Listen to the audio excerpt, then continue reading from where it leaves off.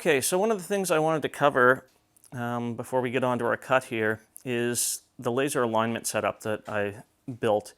So I started experimenting with this whole idea back in maybe November of 2022, maybe beginning of December. I wanted some sort of laser alignment so I didn't always have to go to the stylus, and I wanted something that was a little bit more accurate for tracing out parts and stuff like that. And so I went through probably, all told, like 6 or 7 different iterations. I think this iteration was number 2 or 3 that I ended up coming back to and sort of refining. And I had gotten some of like the 12mm body lasers, and I had one that had an issue, so I ended up redesigning this whole system slightly. But I ended up with these little tiny ones, and they work out really well. And you can see how they're mounted here, that I just have one on either side of the torch and they're back. The key with this setup is just to have the lasers so that they are exactly 90 degrees to where the orifice in your torch nozzle is. If you have that right, then it's always going to be dead center. One of the other things is, because of the proximity and distances that you've got to work with, it works best if the torch is all the way up at the top of the Z-axis, which actually makes it rather convenient because for a lot of parts, it's better off to have that clearance. But you can have the torch jacked all the way up, you can go around and trace stuff, or if you're doing repeatable cuts and you want an accurate 0 point, you've always got it, because this is always following the torch. So with those lasers being exactly 90 degrees to each other, you can sort of eyeball it up and get it pretty darn close. To really zero this in, the best thing to do is actually to go in, and I'll show you here actually in Simple Trace right now. We're just going to do a pierce, and then we're going to just move the lens of the laser, rotate it just a little bit to make sure that we're exactly 90 degrees and it's lining up exactly where that pierce, right in the center of the pierce. So it's sort of a fail-safe way, quick way to align it and make sure that it's accurate every single time.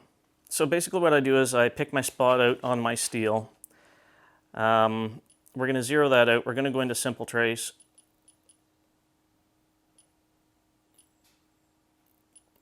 Make sure that everything's empty. We're just on our line tool there. With that aligned right there, we're just going to make a single point, and that will just do a pierce. And we will see how the laser lines up once it does its pierce. And if it's off a little bit, we can tweak the lasers a little bit. Now, when you're doing this, you have to be careful. You cannot move the torch arm. If you move your torch arm, you're going to throw off your calibration.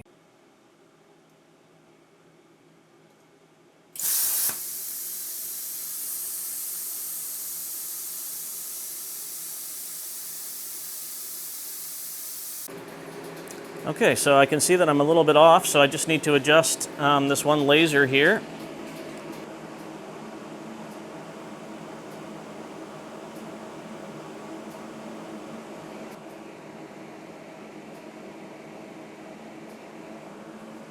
And just like that, we're good. And the cool thing about doing it this way is you can always tell which laser is off, because whichever one, wherever your hole is, you just adjust them both till they're right on, and that's it. There's no more. So you can go and do another test pierce just to make sure. My battery's getting a little low there, so we'll turn the laser off, but we'll re-zero. And we'll do the same thing again. Here we go.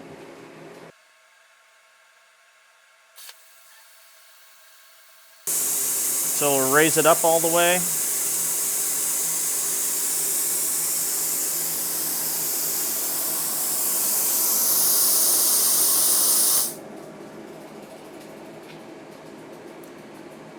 Almost perfectly dead on. We might do just a little bit of an adjustment.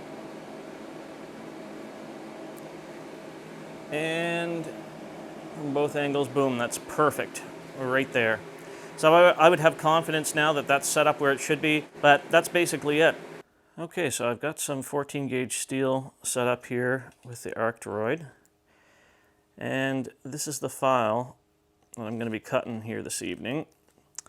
This is going to be another one for a client. So this one was a little bit tricky getting all lined up and everything, because any of these designs that have this circle on them, because of the nature of the cut area of the ArcDroid, you have to be very careful where you position it. So you notice I have the outer arc portion drawn out here. And you can get that by going into Trace and having the EXT area selected. And that can sort of give you an indication of where your outer perimeter is and help you get this positioned a little bit better.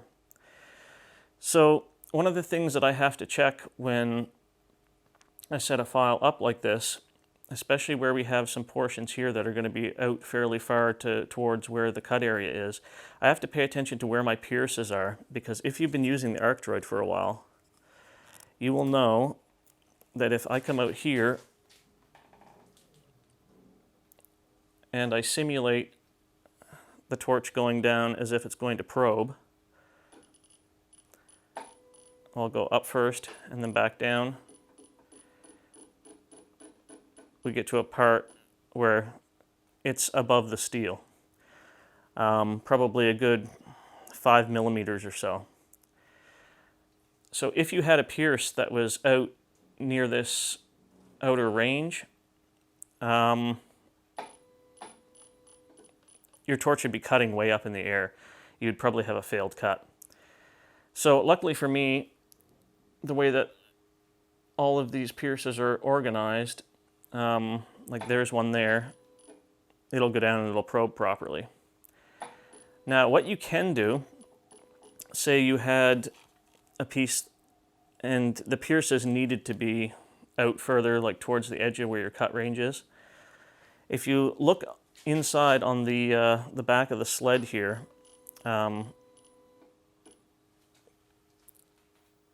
there's that bolt right there. That goes into the V piece, the V block that's on the back of this. What you could do is bring this off to the side and drop this whole Z mechanism. Drop this down just a little bit lower, so what that does is it puts the torch more in the middle of the travel. Now you don't want to put it down too far because you want to have some usable range here. But you can drop this down a little bit, and that would give you just a little bit extra room to allow the torch to come down and probe properly. The reason why, when you're at this extended range, why it won't probe properly is because of the tension in your cable. And you know, with a cable operated Z-axis like this, that's sort of one of the downfalls of it, but it's easy to compensate for because of that V block that is in this mounting system. And if you needed even more, you could actually probably flip that V block around. I don't remember which way I have it in here, but there's plenty of adjustment in there, so just be aware that you do have options. So you want to make sure that you check that, otherwise you could have a failed cut. But one thing I should have had about that is, if your Z-axis, if you see this block isn't getting down to, you know, about the last quarter of its travel or so, make sure that your guide rods there, that they are clean and that you're lubricating them. You can use WD-40, or sometimes I even like just a nice light silicone spray, because it'll sort of wash any debris that's in there down. Because of course, if they can't move freely, then it's going to think that it's, you know, probed a surface. So I'd say check that first, and if that doesn't work, then you can adjust your height block. But where I'm set here, I should have plenty of travel, and I just re-lubed it and tested it again. It looks like probing's going to be no issue, so onward we go.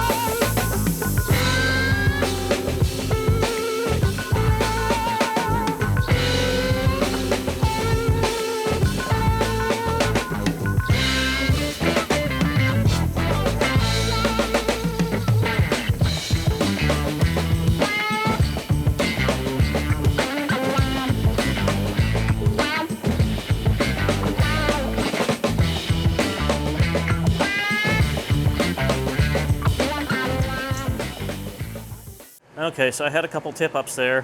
This is probably actually kind of a good thing because it demonstrates what I'm going to have to do. The cut right before that you saw, that came out not too bad. That's salvageable. Right after that, it just completely missed. So I stopped the whole process. I don't like hitting pause because depending on where you are in your program, you can end up missing some steps and you could actually lose your 0 point.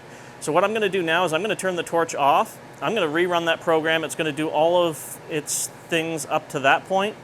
And when I get to that cut, I'm just going to turn on the fire before it starts and it'll just continue on and do the rest of this. So here we go.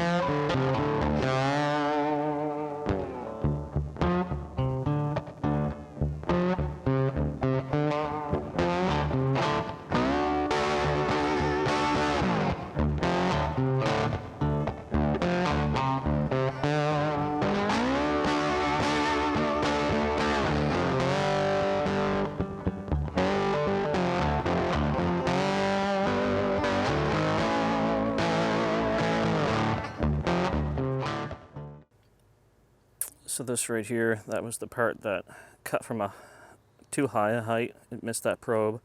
This was the next one that didn't cut at all. So you see, you didn't even get a deviation in that.